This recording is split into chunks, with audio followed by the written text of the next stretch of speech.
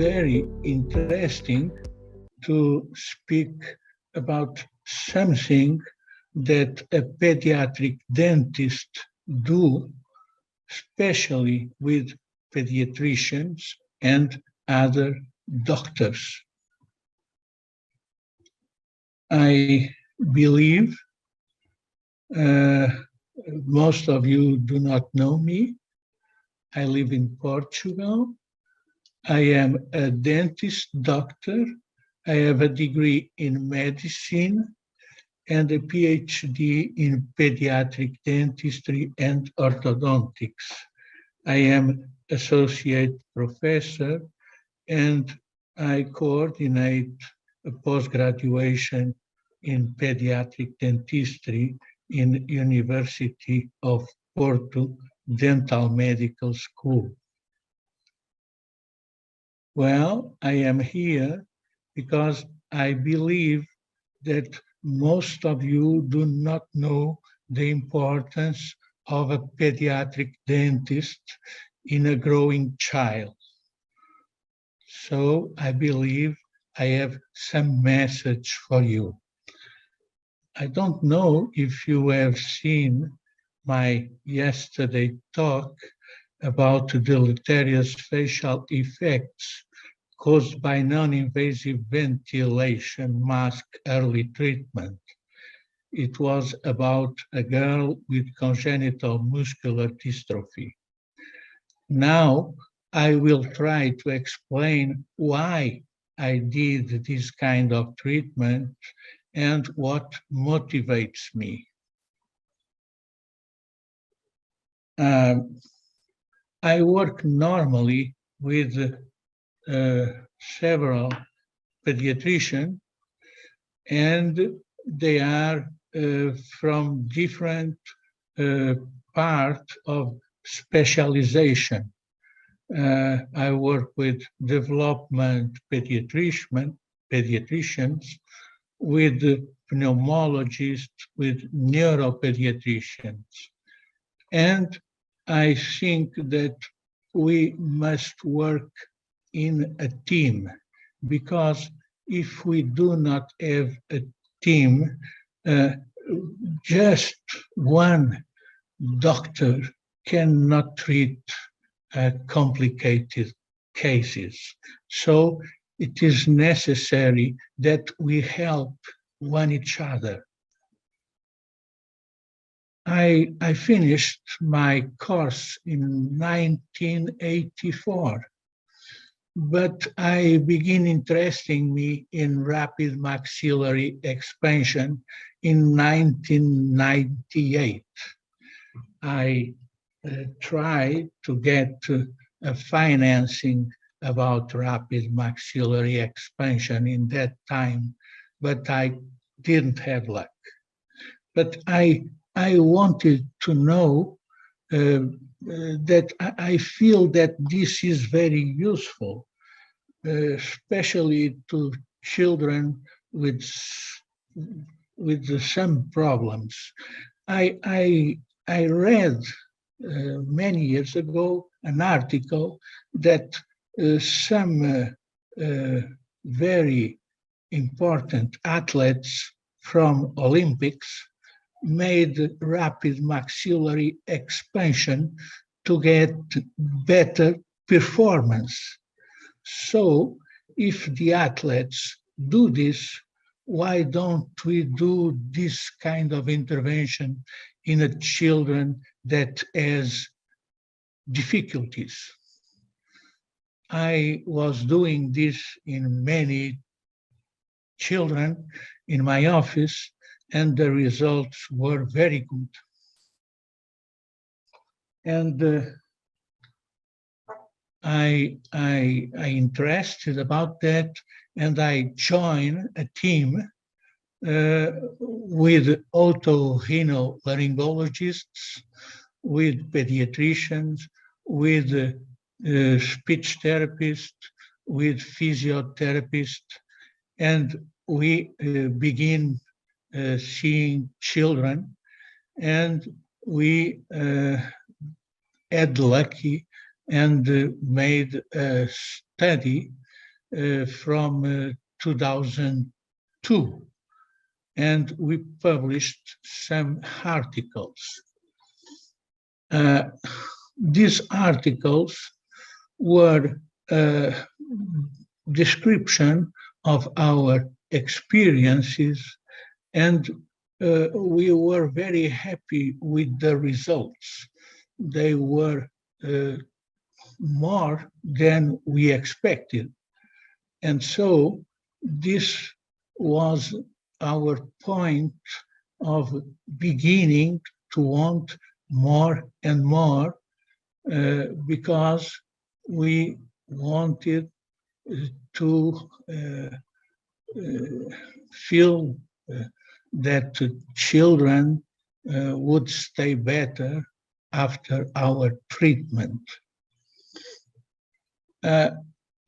We published some things, and this is the point where I am trying to explain what is this about the rapid maxillary expansion and what it serves for.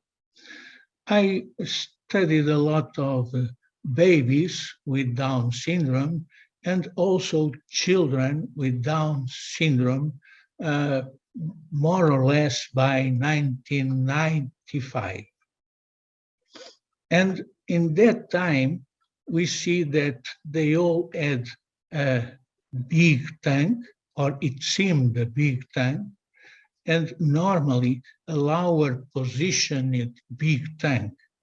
It was not really a big tank, it was more a low tank and protruded tank. We know that now we know that most of big tanks are just pseudo-macroglossia and not through macroglossia. But we know that the position of the tank is lower, and so it makes a pseudo class 3 because it makes an anterior crossbite, which is more common in Down syndrome than in most than in the other population. And we know that this class 3 is more common, but most of them are pseudo class 3. We know that these children are normally breathing by the mouth, and so the skin stays a little bit like in the photos, and this is not very comfortable for the child. So we try to change this kind of bad habits as oral ventilation. We know that the tongue is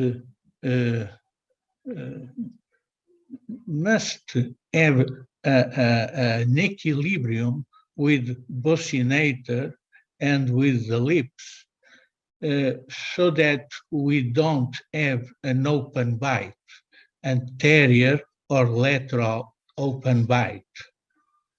And we know that the tongue is a very strong muscle, and if it goes to the wrong side, it makes things that are not good. So we have the tongue out of its place, and we have a pathology. We do not give the importance of the placement of the tongue. We do not give very much importance to this, but this is very important. In Down syndrome, it's very common to have a genesis of some teeth, for example, and it is common to have a lot of teeth pathologies. also bad habits, and a lot of specific craniofacial features, like we can find a small middle third of the face. So when I saw a lot of children, I found that in babies, in 10-year-old, in 12-year-old, in almost all children, in Down syndrome, the respiratory dysfunction is among the pathologies that cause most worries and imply serious dysfunction in the individual development, learning ability, and sleep capacity, as well as having a large family repercussion. There are other pathologies that Down syndrome may have, but in my attention, I could not do the treatment. So I look at this kind of pathology and I thought, what can I do in these children? Parents would like to see them with a very beautiful face and maybe without the tongue outside of his mouth. And so I think that I proposed myself that this would be my, what I would want to study. So there were different treatments, and we could prevent, intercept, or correct. And we could do it in different phases of growth. We could do it in early ages and in the absence of teeth, when they are really babies. We could do it in the temporary phase of teething, in the mixed phase of teething, in the definite phase of teething up to the adult age. But we had to choose the best moment for each child. And we could do orthodontic, orthopedic, and surgical approaches. So we could, through macroglossia, use the diminution of the size of the tongue, but maybe they are just 2 or 3%, but the alteration from its position was the thing that we could do. And also, it would be good if we increase the space for the tongue, so we increase the jaw. And to increase the jaw, we may modify the bone growth so that muscle adapt, or we modify the position of the muscles to change bone growth itself. Different techniques are possible, but each person is unique. It is fundamental, the individualized study. We must eliminate the narrow maxilla and overall obtain an appropriate positioning of the tongue.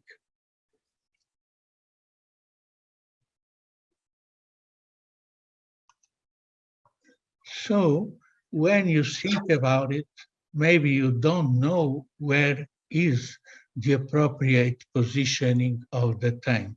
But I show you, when the tongue is to the palate, it has a very good growing force. And so it should be always in contact with the palate, because when this happens, the force of the tongue makes maxilla grow. If the tongue is lower, it is a bad position. And now we are a little bit better than in these times where dentists had a curriculum in the street. Now we have techniques that we didn't have before. But the expansion of maxilla is very old and begin with slow expansion of the maxilla in 1728.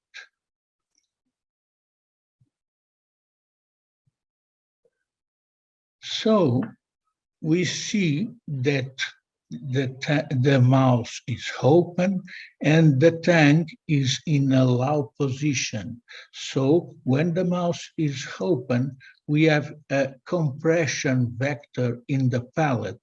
And even if the baby born with a very beautiful palate, if it gets the habit of breathing through the mouth, then you will have a compression the same way, because these muscles with open mouth compress the maxilla.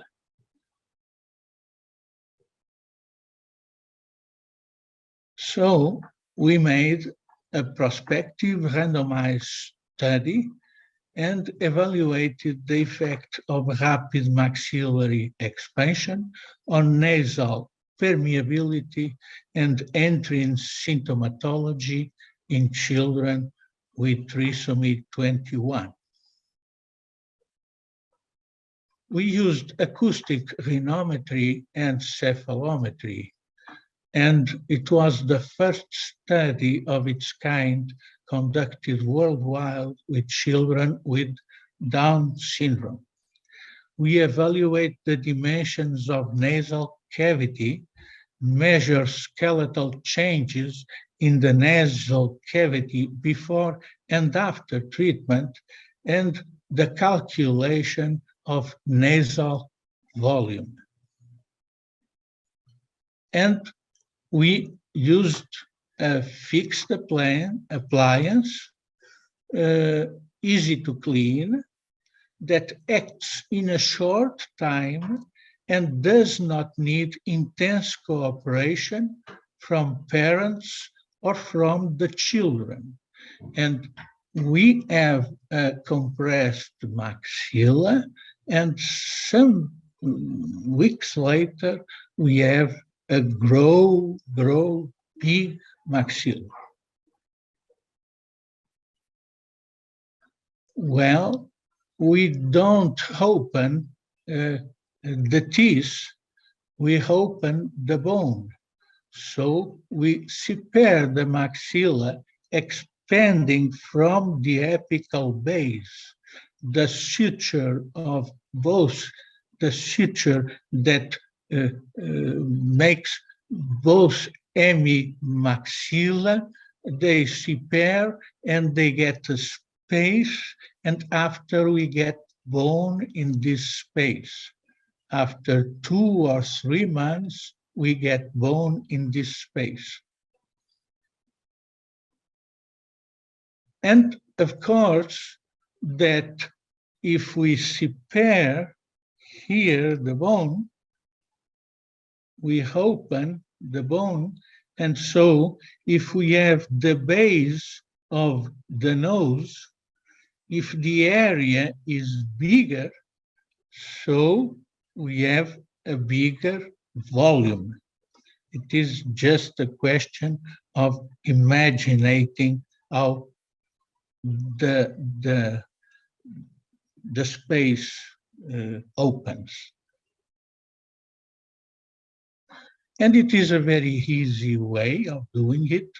We put something to open a small space in teeth, and then we put some orthodontic bands in here, in this space, and we mold the mouth, and we put any different kinds of appliances that get the same result.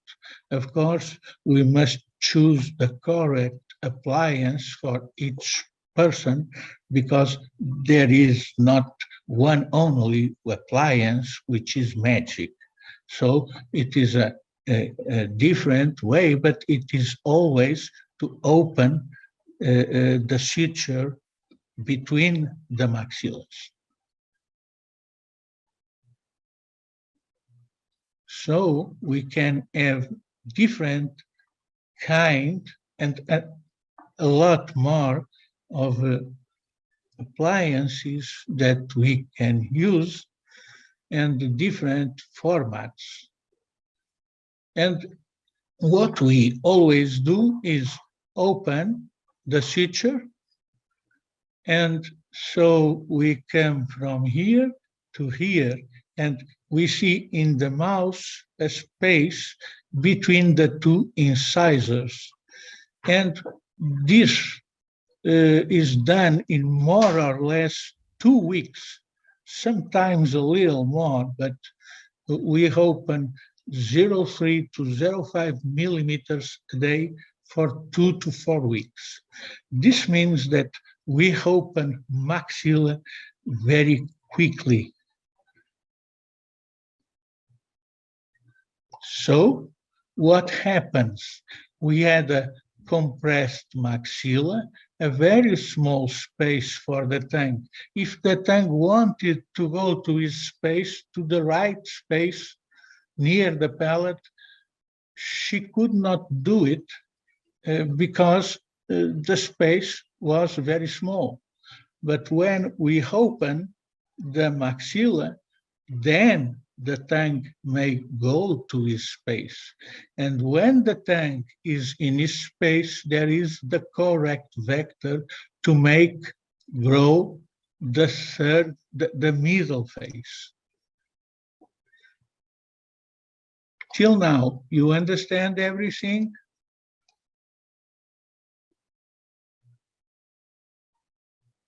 Okay. So in our experience, between the times of observation, we detected that there was a decrease of end infections in a year on the rapid maxillary expansion group with P minor than 0.01. And this happened with otitis, adenoiditis, tonsillitis.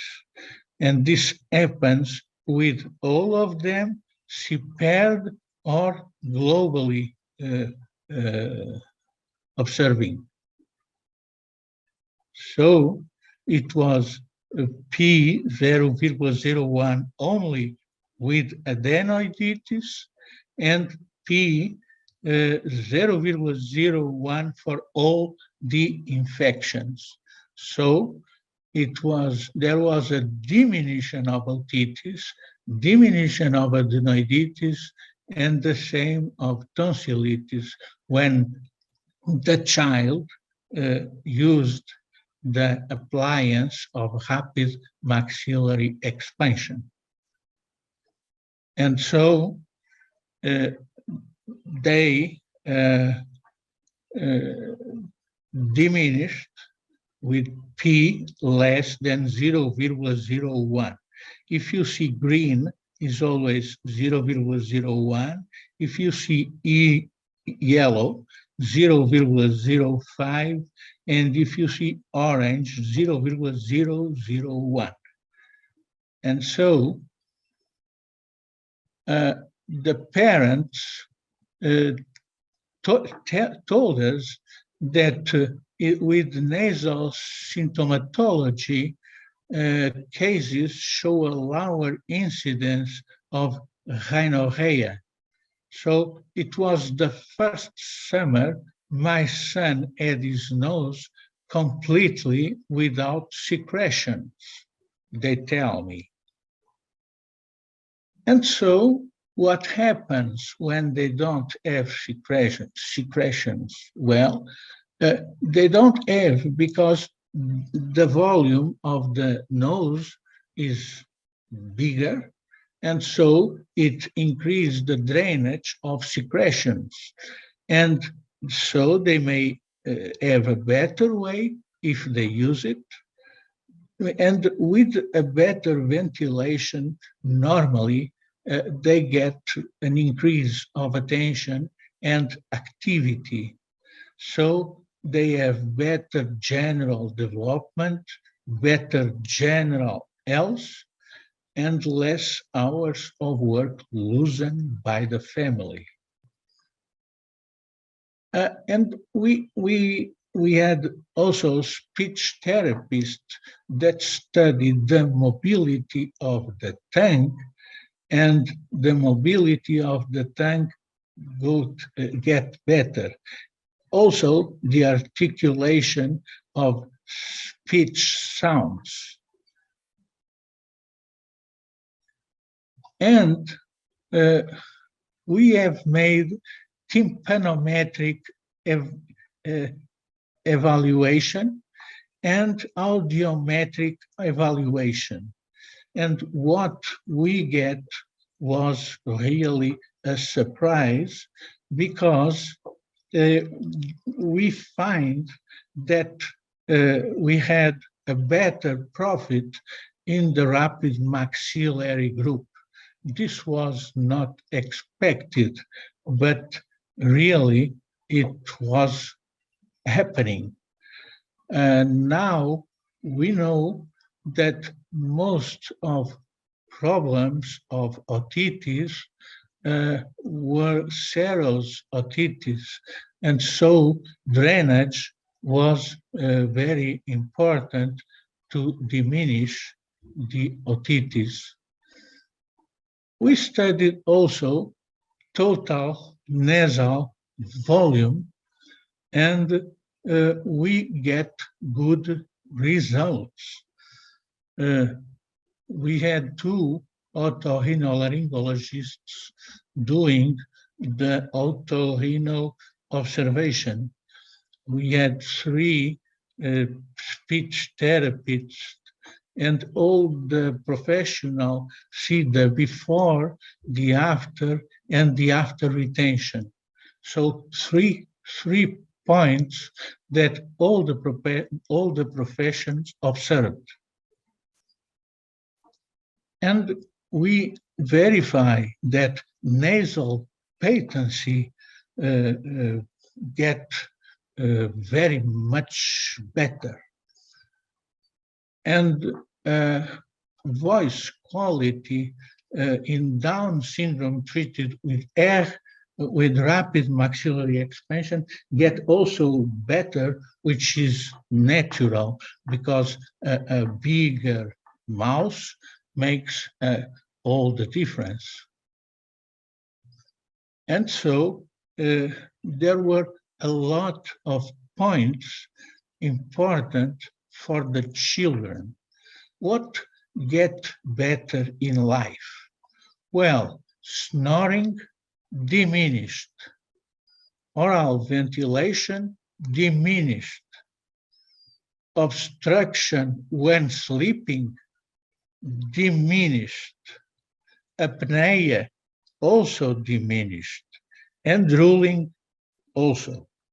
So the results were very good. And these things happen every day. And we do not remember that we have this technique to play. So deafness, there was no study because we didn't study that. But the word articulation was better. Swallowing, we could not find any results, but parents tell us, yes, is good, and it helped swallowing, and mastication was better, and lingual protrusion diminished, and in all cases, aesthetics was very good. That's why we get 0.001. So this means that all parents agreed that this is a good treatment for the children.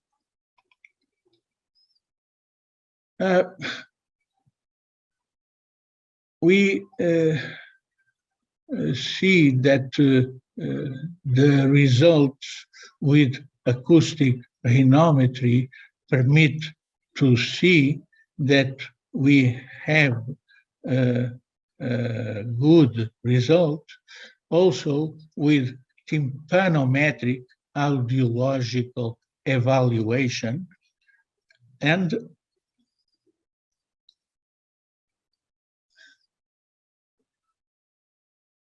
sorry, this is repeated, and with audiometric audiological evaluation.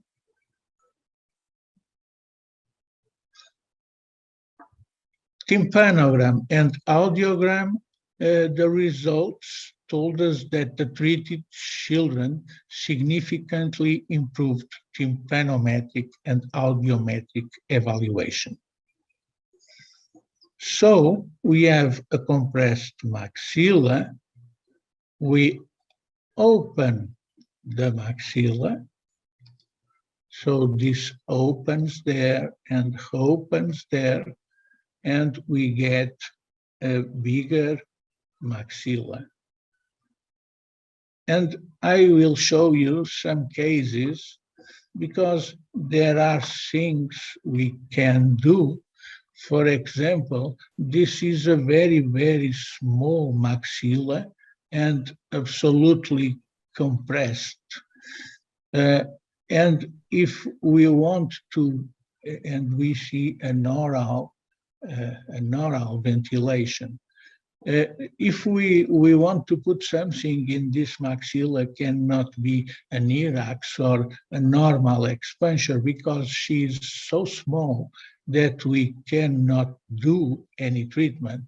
Besides, we have an open bite, a very big open bite, but we choose the smallest screw that we had in the catalog.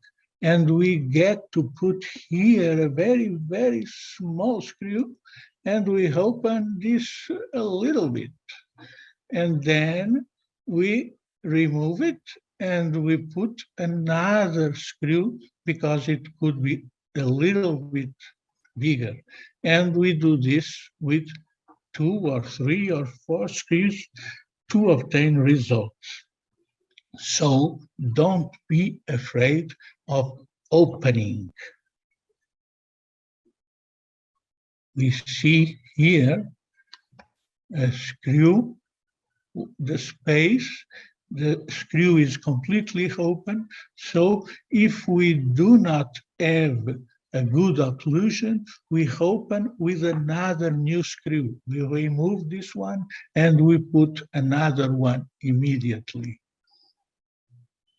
We have made this kind of maxillary disjunctions in many child, and we, in many cases, get results immediately without any second phase, because the teeth many times correct themselves when they have space. And we begin to see things that we didn't have in our questionnaire.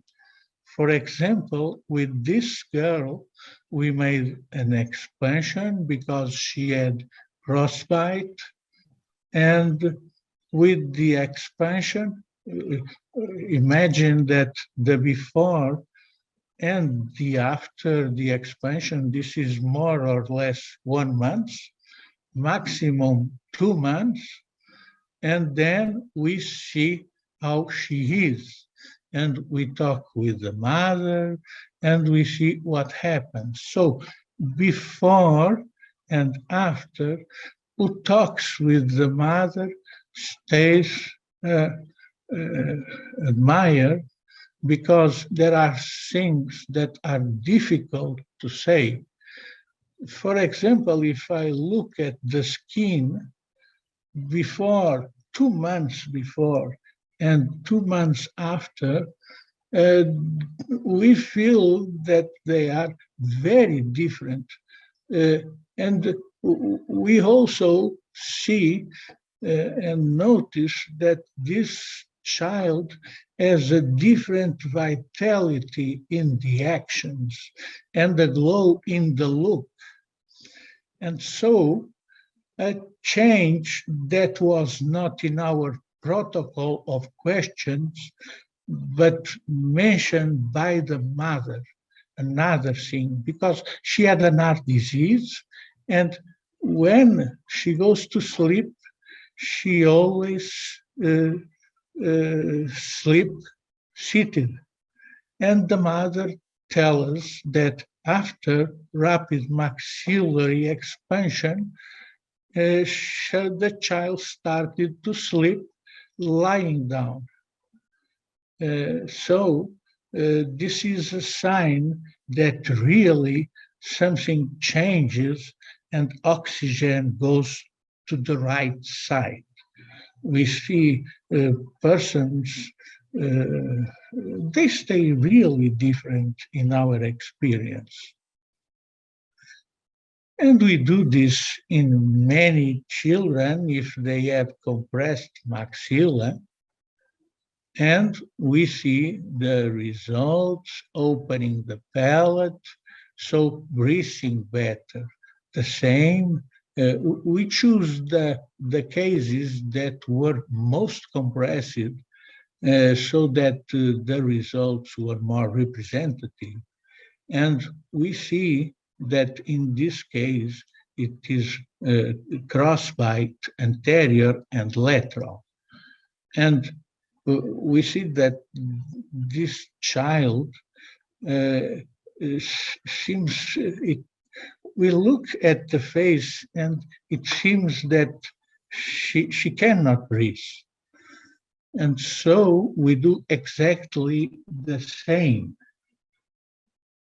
What? We make the appliance, we open and we open and we open, and what was like this, crossed, just for opening, there is a new position of the mandible, and without pulling the face, the middle face, many times the mandible retreats and gets a good position. In this case, this happened, it is getting better, and we see that we open the space and we continued opening, and 2 months later, this is the same child. It does not seem the same child, but I tell you that it is the same child.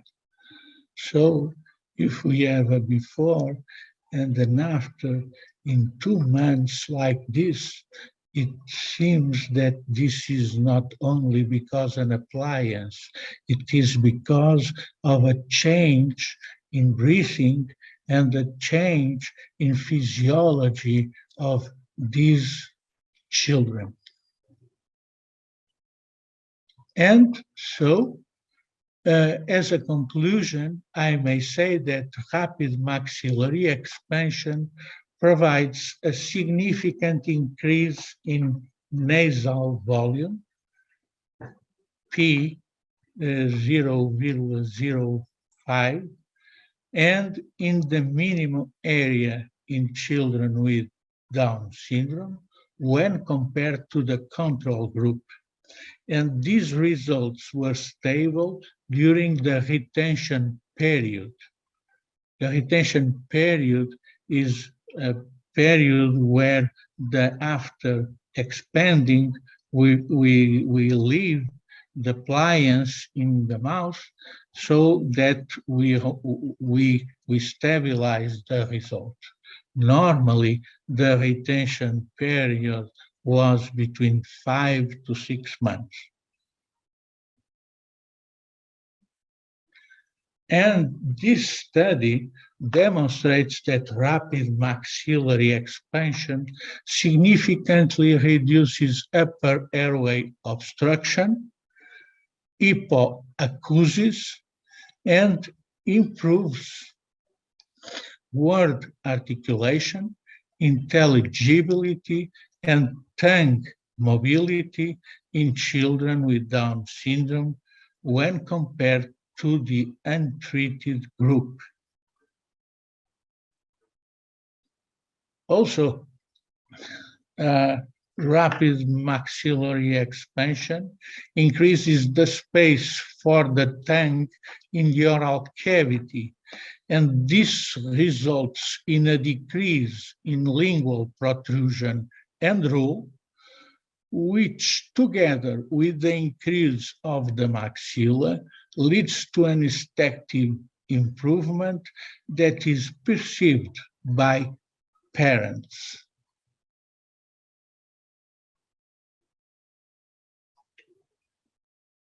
This procedure can be used in a combination with other treatments for chronic nasal obstruction, sleep apnea, and chronic otitis media, and should be recommended and disseminated among the various entities dealing with the problem of Down syndrome.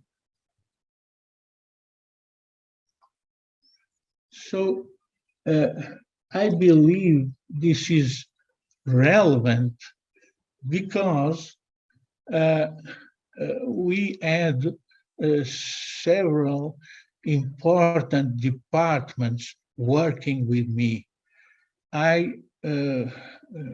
We choose a population, and we had the Department of Otorhinolaryngology seeing all the child, the Department of Medical Genetics, of Pediatric Dentistry, of the Faculty of Health Sciences, the Department of Epidemiology to make all the statistics, the Department of Pediatrics of Brown University Medical School in Providence, Rhode Island, USA, and also differences from Lisbon, Portugal, which is a place that has a lot of Down syndrome children, and the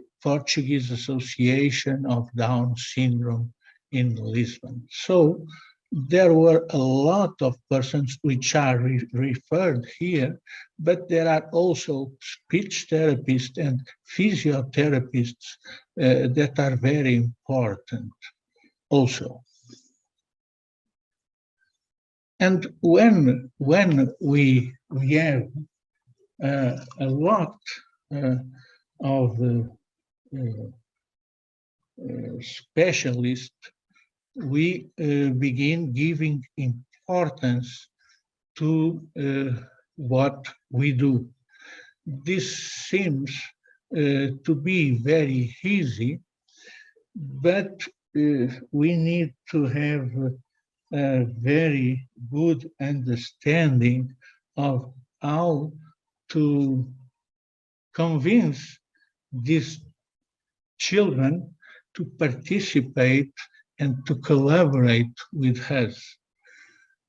I believe, because the numbers showed us that we should believe, that when we open a maxilla, we give a good service to children. In this case, the study was made with Down syndrome children. I don't know if anyone has a question in this moment, or if I am talking all alone. Till now, did you understand what I say?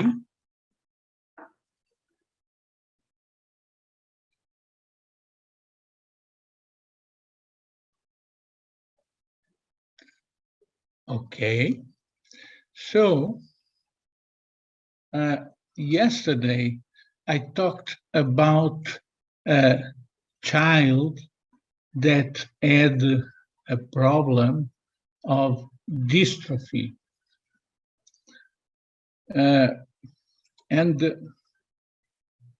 this child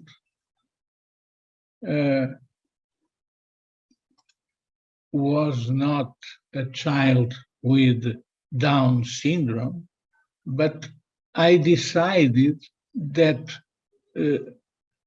the same technique could be very useful, not only for Down syndrome children, but also for all children in general.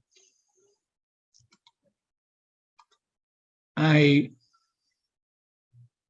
believe, and for the results I have with these children, that we must treat them even if we believe that we will not be perfect. What does this mean? This means there are children which are very, very, very difficult to treat. And these children cannot be treated just for a pediatric dentist. They must be treated by a team that really works together. The team is essential when we get cases that are not day-by-day cases, that are more difficult. And when we have neuromuscular disorders, even in Down syndrome or obstructive sleep apnea disorders, we may have very difficult patients. We must always think that who rules the body are the muscles. And if the muscles are not with a good tonus, if the muscles are not correct, then the bones will not be correct also. For example, in this treatment with Down syndrome, we may get a good result when we do the appliance and when we see the difference between the before and the after.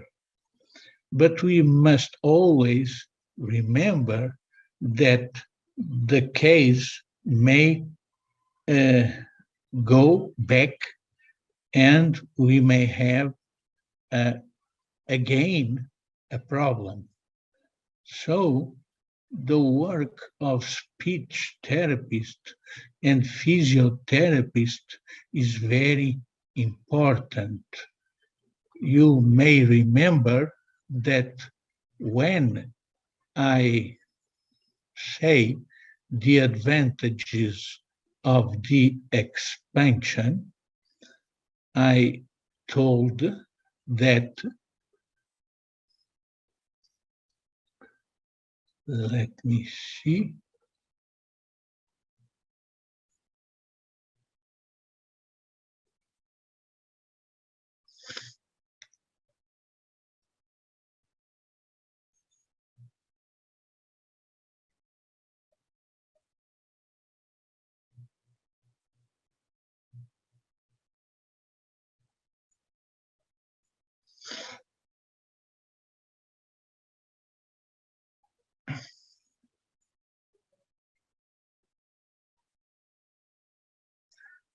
better airway if used.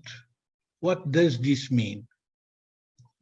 This means that if I get more space that has never been used, probably if I don't use this new space that I get with the appliance, probably I will lose it again. So it is important that exactly as with the COVID-19 patient that stayed in bed for 2 months, after 2 months, he has to get physiotherapy because he doesn't know how to walk. He doesn't know how to do simple things that he has done before. But with this kind of children, we put the appliance and some use it immediately. Others have never been used to breathe by the nose. So they don't know how to do it and must be trained and must be taught. And this is very important, maybe the most important part of the treatment, because an organ that is not used defeats. An organ that is not used dies. So the secret is to give space, but to teach how to use it. Sometimes with special patients that have a problem, a cognitive problem, this is even more difficult because we are explaining that something that for us is logical, is simple, but for the patient, this is not so simple, and so they do not understand. It is necessary to do a lot of exercises, even if they don't understand. So the speech therapist and the physiotherapist are elements of success in this kind of treatment.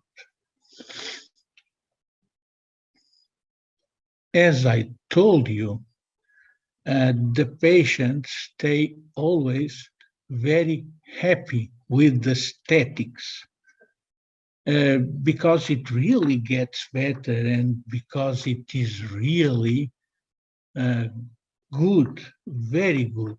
But in many cases with congenital muscular dystrophy or similar difficult cases, we cannot think that it will be so easy, because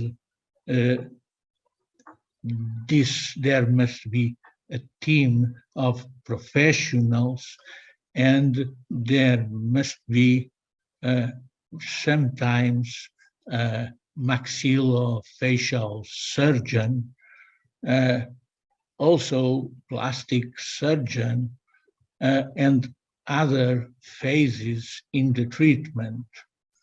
But even when this happens, even when the phases of the treatment do not depend on the person that is treating, which limits the treatment, we must remember that our function is not only aesthetic. So the importance of the very difficult cases, and that normally they get better, but the importance of treating the very difficult cases is to recover the function that is sometimes lost. If we get a case of the girl that I showed, for example, yesterday, the girl I showed was not eating because the teeth were not teeth with teeth. They were out of the place, so she could not eat. The function did not exist. And when I get teeth with teeth, this thing is very, very good, because she begins eating. And what happens with eating happens with all the other functions. We do not have separated functions. We have only functions that work together at the same time. The muscles work to swallow, to masticate, to breathe, everything at the same time. It's not a separated function.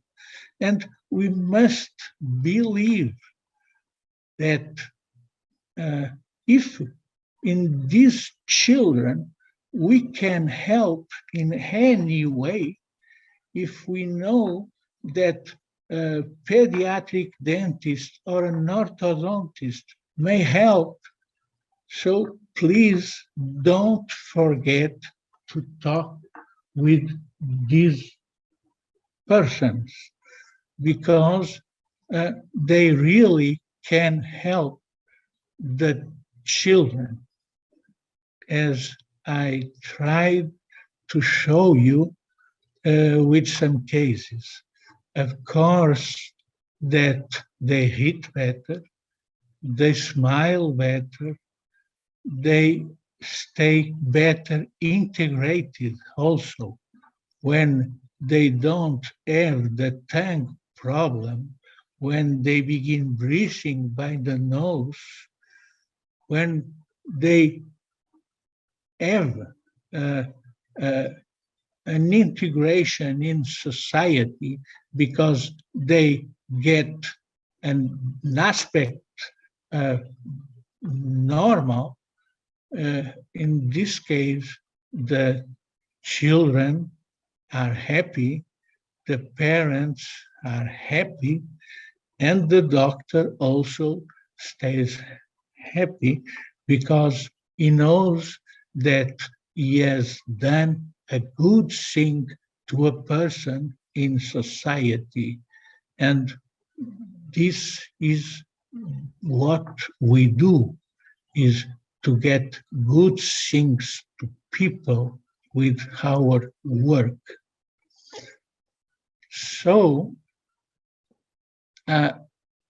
when I know that I have a technique that may help many children, and that most of pediatricians do not know this technique, I think it is important to tell the pediatricians, you have this weapon, you may use it. It is a very good weapon that you can use. And when you see a child with chronic nasal obstruction, with sleep apnea, with chronic otitis media, don't forget it is not only to remove adenoids or tonsils. It is also maybe in some of the cases a problem with the maxilla that has no sufficient space. And we can join both techniques, surgical and orthodontic. I am a pediatric dentist. I do orthodontics, and I know that the pediatric dentist is very important because he knows how to treat the children. An orthodontist treats more persons that are adults, but with children, they have a special technique to be successful. It is not enough sometimes to be an orthodontist, but you must be also a pediatrician. I bring you another case. This case has no crossbite. It seems a normal case, but it has a genesis. So the mandible is very small. That's why this has no crossbite. It seems a very good maxilla, but this child has problems with his partial oxygen. And so partial oxygen is low, and she wants other solution. And the solution the doctor give is a mask that I showed yesterday that can make a very big retrusion of the face. And if it happens, we lose the capacity of breathing. So something that is for good after some chronic use, especially in small children, may be not a good thing, but a bad thing. So, and the mask that he gets is a mask that is all applied, all the forces of the mask are applied in the maxilla, because if there is no pull, the air escapes, and so as if the air escapes, the mask does nothing. And so when the mother wants the mask to be perfect, so that the child in this case, breathes, then it must applicate a force, a retrusive force in this face. And then we get a problem. So this child I also did a maxillary expansion, as you see in here. And this maxillary expansion, if you see, is different. The type of appliance is different because it opens more in the front than in the back. With the other, they open parallel. With this one, it opens more in the front. It's like a V, as you may see. It is already open. And so we get a lot of space with this appliance.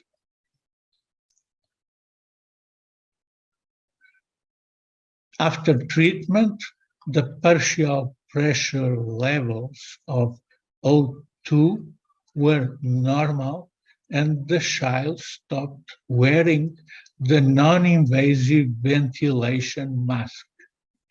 This doesn't happen in all cases, but we know this happened because this child are followed in hospital and must see in frequent examination of levels of oxygen. And after rapid maxillary expansion, partial pressure levels of O2 stayed normal. And so she stopped wearing the non-invasive ventilation mask. Do you have any questions to the moment? Okay. Just for you to see, this is the ogival palate before, and this is the after. Much big. And so when we have such an expansion, and part of this expansion was also in the ground of the nose, in the base of the nose. So we get a better area in the nose.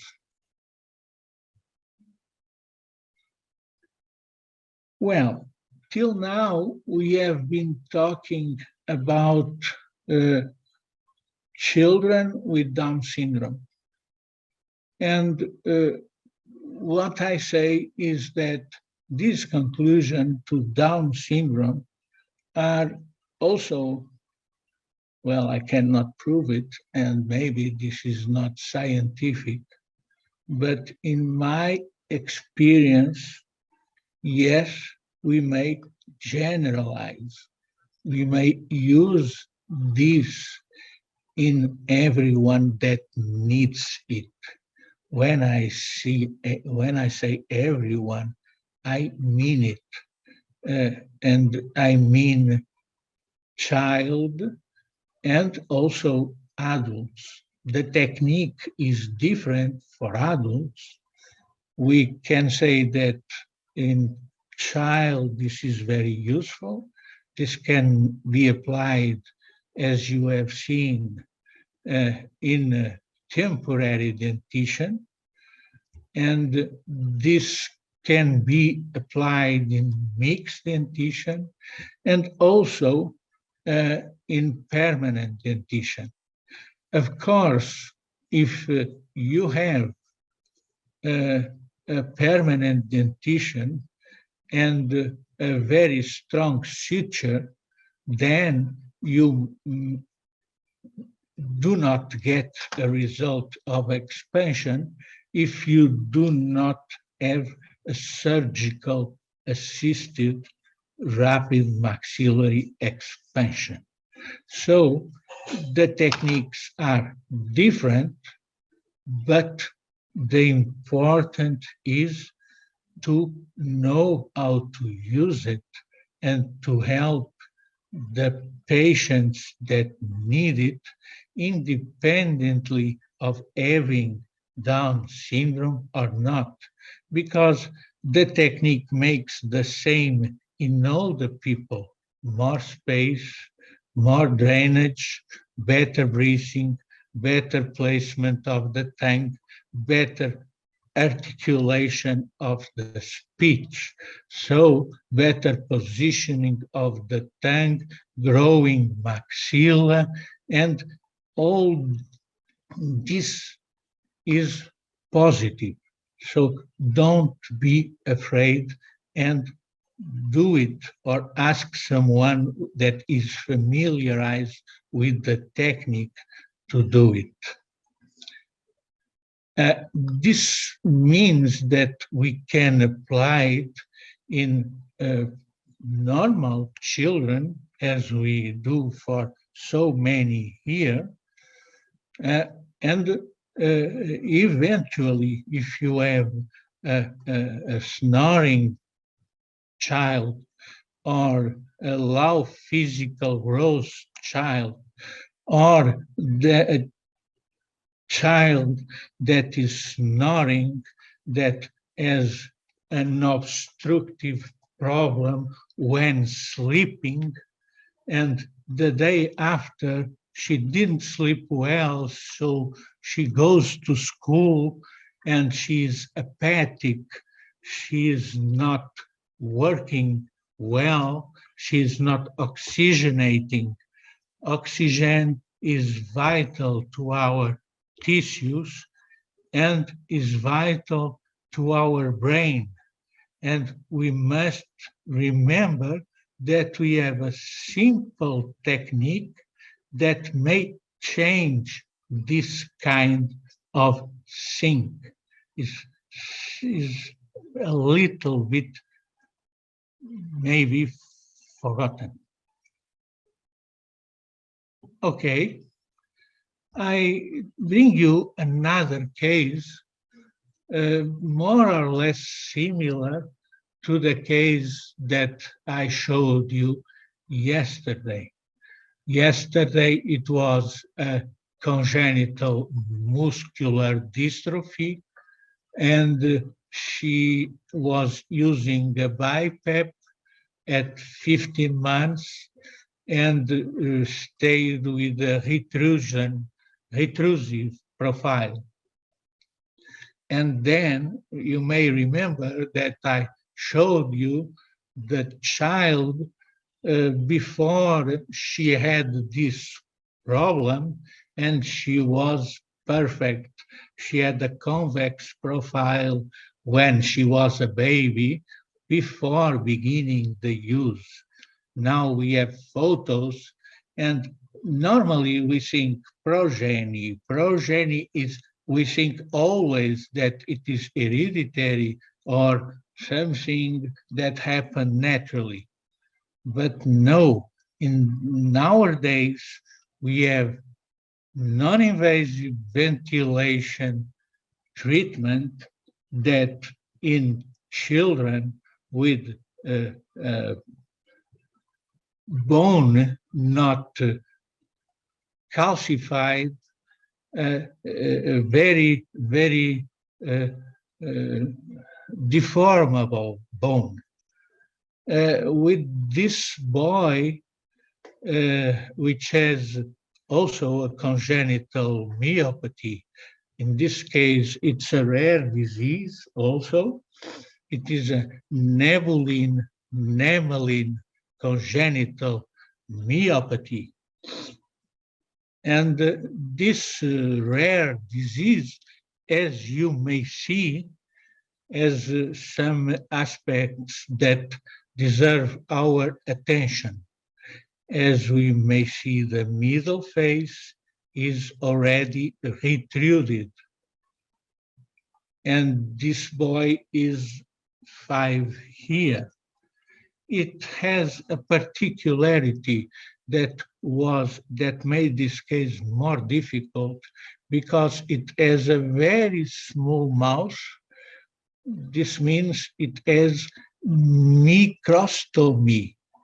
And when we have microstomy, it is very difficult to do something inside the mouth of these children. And yes, we see a retrognatic profile of the maxilla and a progenic profile of the mandible with a vertical growth. You see the mandible is very vertical. And you can see here also that there is a step between the upper maxilla and the lower maxilla. I believe this is more or less the same of the case that I showed you yesterday because of the use of the mask. And this child stayed so bad. You can see here the step between maxilla, retruded, and mandible.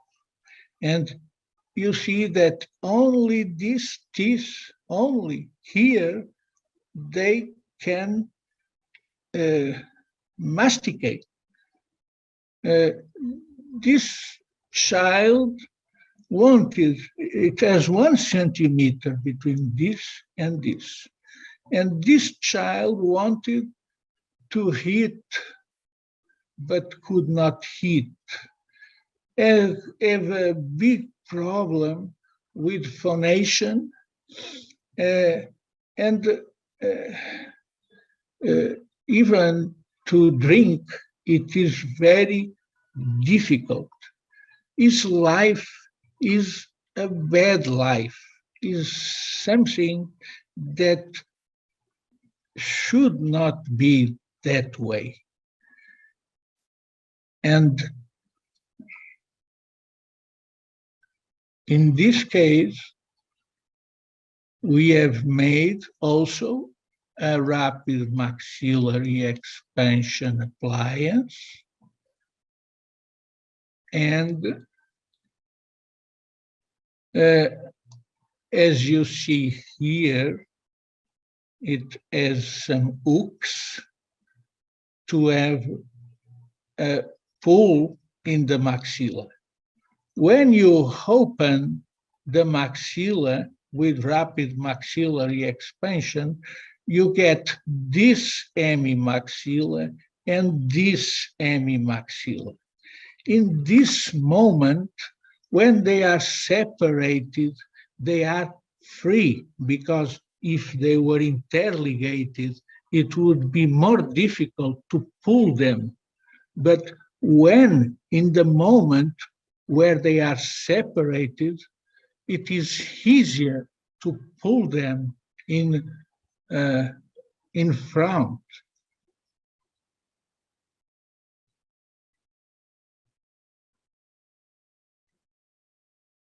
There is a non-invasive ventilation mask, a different one, because in this case, it is not a maxillary mask that he used for a long time, but it is a mask that covers maxilla and also mandible. So if it was only a mask in the nose, we would have free space in the mouth to put the mask at the same time. But in this case, as the ventilation, the non-invasive ventilation masks covers the mouth, we have to do something different. And as you may see here, the elastics from the petit mask do not stay in the correct position because there are no holes in the VNE mask. So we must adapt because we cannot take the mask from these children. The mask is something that is important for them to live. It is not something that we can say, don't use, you don't need it. No, it is something that they use for a long time, and that if they don't use, they may die, they may have big sequelas, inclusive nervous sequelas, they may have to do tracheotomy, because really it is a very big problem breathing. They use this mask almost all time, minimum 12 hours. And so it is really a problem. And the important is that we must adapt our therapy to the masks that must be used. The direction of growing of the maxilla is always down and in front. So I must create here a place where the pulse may pass. To have a good direction of the elastics, we made 2 holes in the non-invasive ventilation mask and pulled the elastics with a hook, is what you see here. The elastic is pulled with a hook, and this elastic goes to here, to this hook here in the appliance. So this hook and this here and here are pulled with the elastics in the direction that we want, down and in front.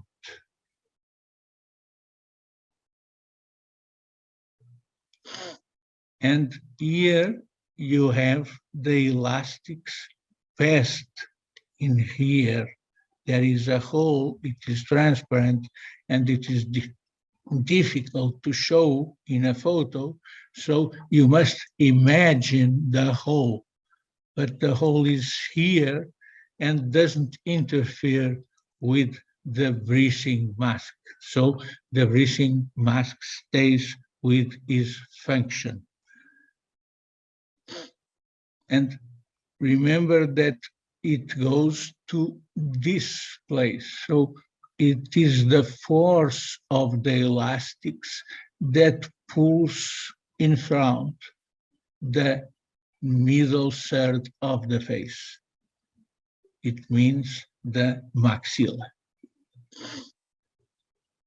So the mother of this child wants to give a testimony about what she feels to his child. So she tells that the child is Namelin myopathy, which gives him a general weakness of the muscles with respiratory complications, which forced him to have non-invasive ventilation. As a result, the anatomy of his mouth is very different from the usual one, namely a very high and pointed palate, the upper jaw very retracted and narrow, which prevented him from speaking and eating, being forced to resort to a gastric button. This child has to use a gastric button to eat. This is what we didn't want to happen, but it happened. When she came to our office, she was using a gastric button. And she wanted to get better and came to the office. And I proposed what I am showing you, palatal expander and posterior traction of the upper jaw. All the process started in June 2009. And 1 year later, the mother says the son is much better. He was able to expand the palate, which allowed an improvement in the respiratory part. This child has recurrent respiratory infections. She was always with problems, but now with the improvement with the respiratory part, it minimizes the recurrent respiratory infections and made his jaw almost reach the desired shape, thus enabling feeding through the mouth. Is something that he could not do it. He had a gastric button, and now he feeds through the mouth. And the mother, of course, is happy. It doesn't mean in this case if the child is very beautiful or not very beautiful. It means that the child now may eat as anyone else.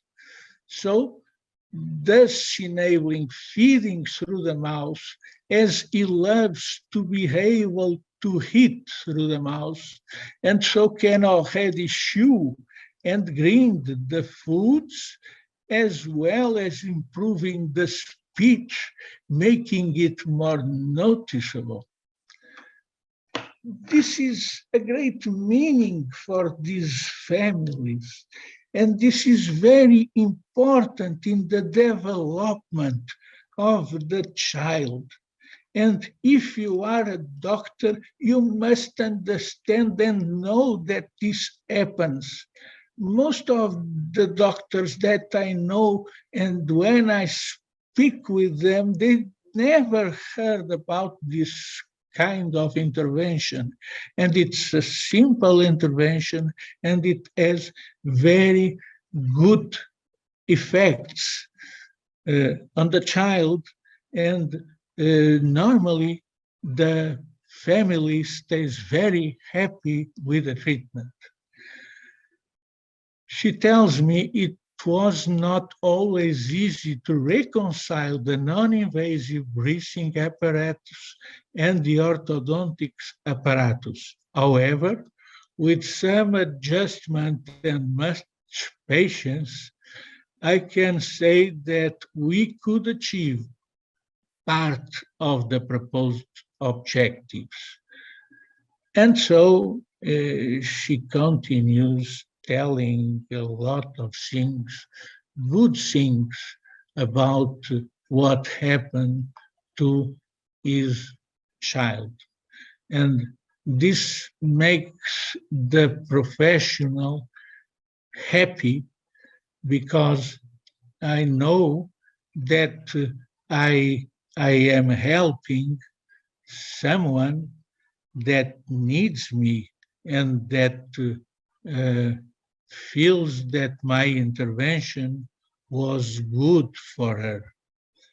So my way of living in society is also good for me, not only for the child and for the mother and for the family that I treat.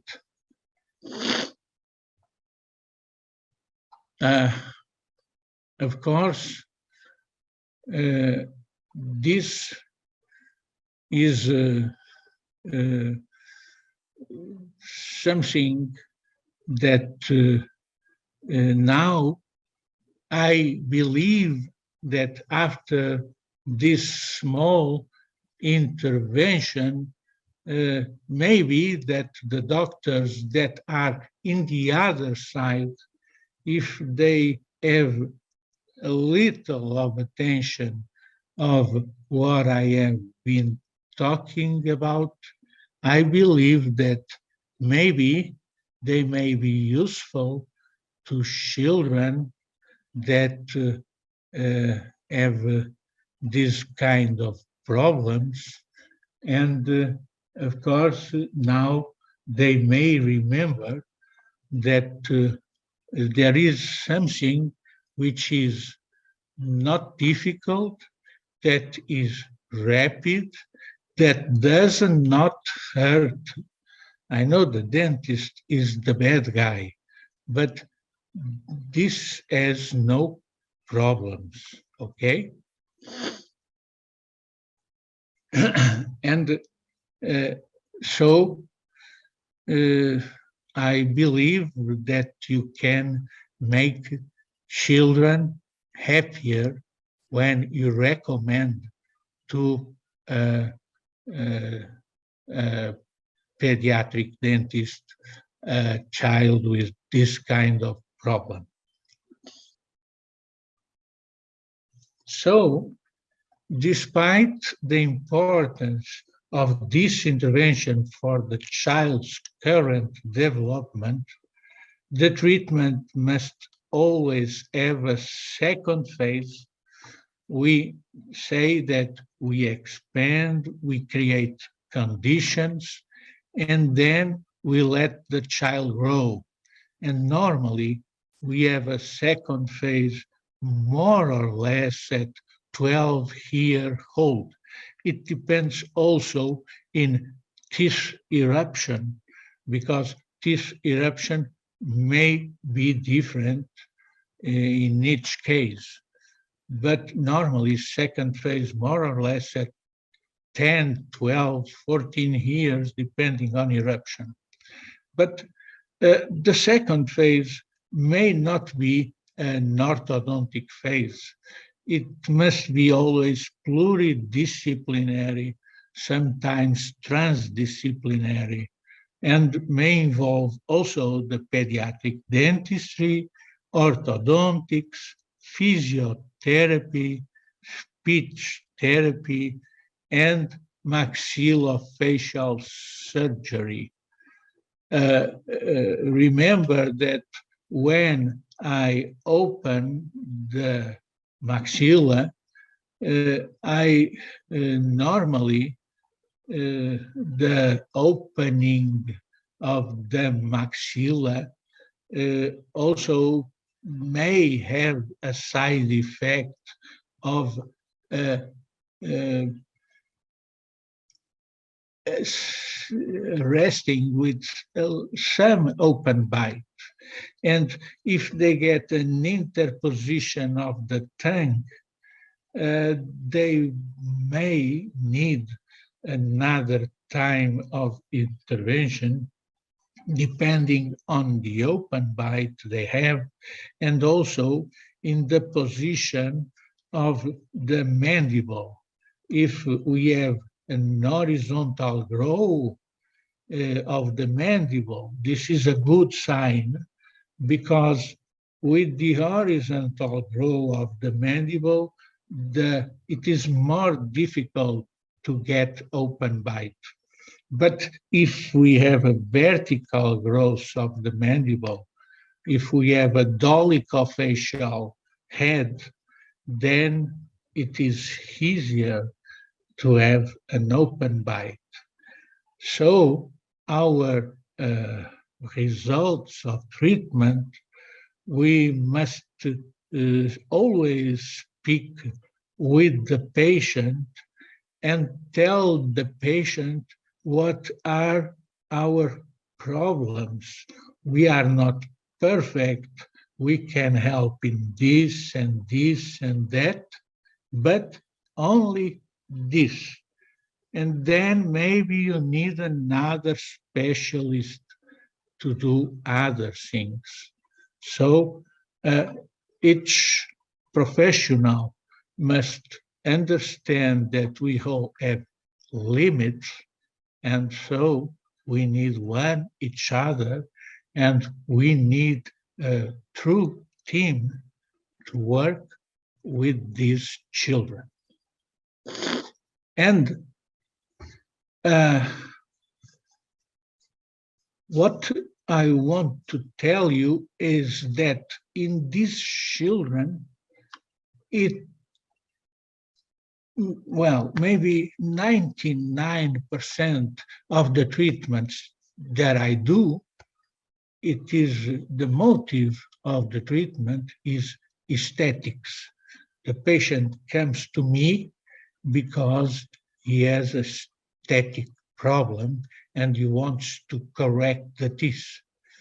But in this case, the objective of what we do is to treat the function.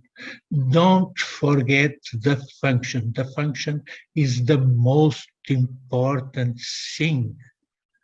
We must not forget, because without function, we do not have good results in time.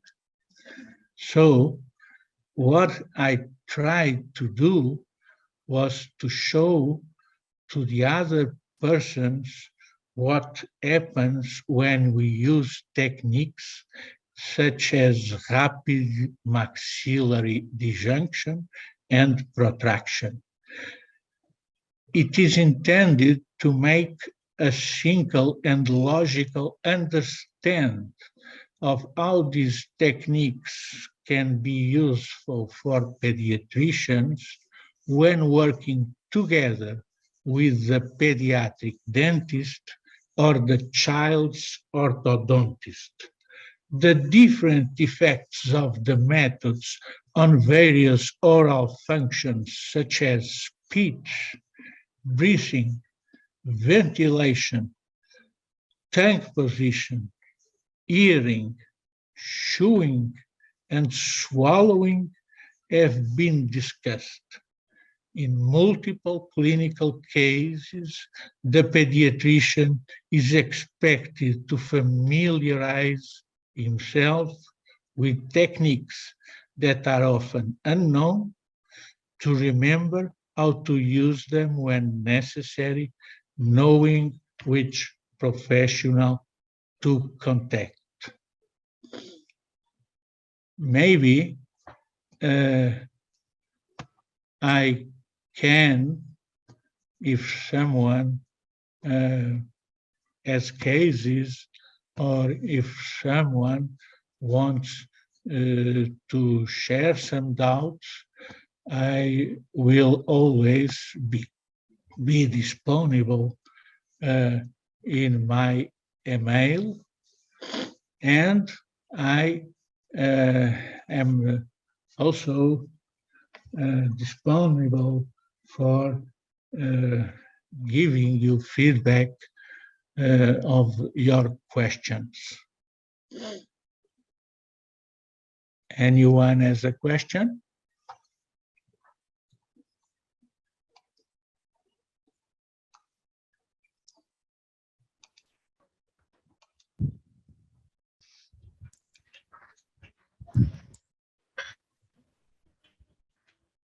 No questions?